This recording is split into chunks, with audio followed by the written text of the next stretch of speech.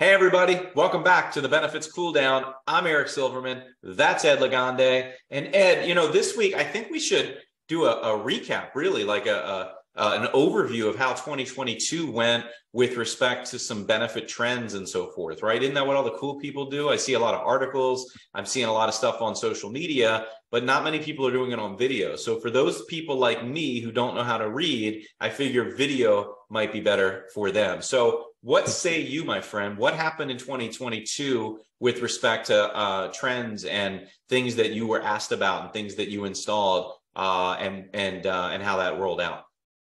Great question. First of all, I fully expected you to create a TikTok video or an Instagram reel to go over all of 2022, but I guess this will do, right? This will do. It's enough of this space, trust me. So looking back at 2022, there's a few things that come to mind as far as some of the hotter trends, at least that we dealt with, or what I dealt with personally in working with clients in this business. I was really actually happy to see this from an education standpoint. So education being number one. We've been preaching this from the mountaintops for a long time, but I've been seeing a lot more employers really fall into this belief as well. And who knows, we could probably be part of the problem as well, where we talk about it, but what are we actually doing about it, right?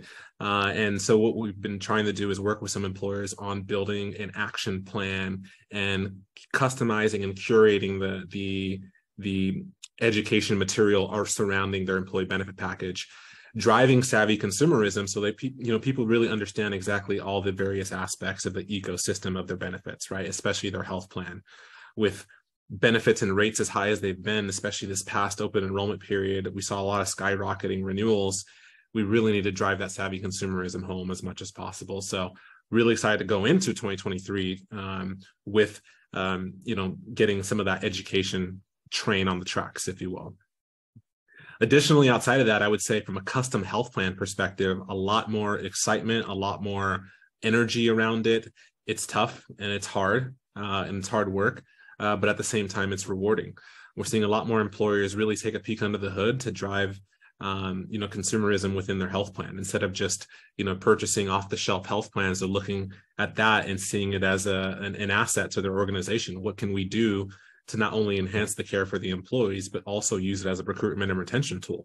Not just say, look how low our deductibles are, but when I have an employee that is dealing with diabetes or dealing with cancer, how can I get them to centers of excellence? If someone's taking a high cost medication, how do we source that medication, right? And so putting all these, mechanisms and tools in place to help the employer take a lot more control of their health plan and also get the financial benefits of it too, because then they can reinvest back into it. Fortunately, the employers who did it, who saved money, they wanted to just reinvest back into it. They didn't even want to just take the savings, which is actually a really cool aspect of it. And so that was really reassuring and exciting to be a part of. Then I'd also say, telemedicine as well, right? I think you and I have talked about this in the past as well. As during the pandemic, telemedicine skyrocketed. Did we see telemedicine skyrocketing after the pandemic? And we're definitely seeing that too. Rising of not only the virtual urgent care, which I believe was the first aspect of that, but also virtual primary care too.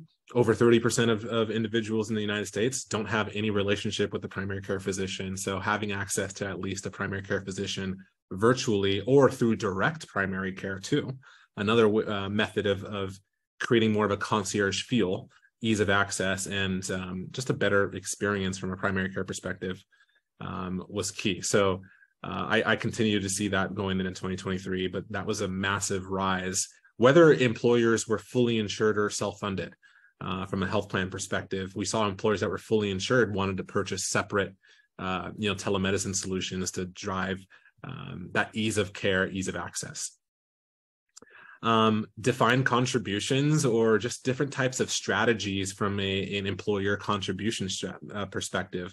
Many of our clients would look at what other employers are doing or things of that nature, but I'll take one of the things that you've mentioned, your shopping spree, right? That strategy I've seen a lot of employers transitioning to, even as recently as this past renewal.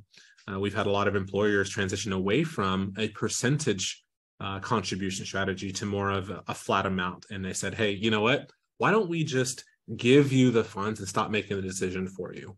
You decide. We're going to do our best to bring the best health plan, the best overall benefit experience for you.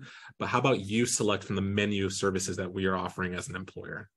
That way we can put the control not only back in our hands, but back in your hands too, as the employee. So very, very interesting. I'm interested to see how that goes throughout the rest of the year too. But yeah, I would say those are the 3 or 4 of the hot topics that I've seen in 2022.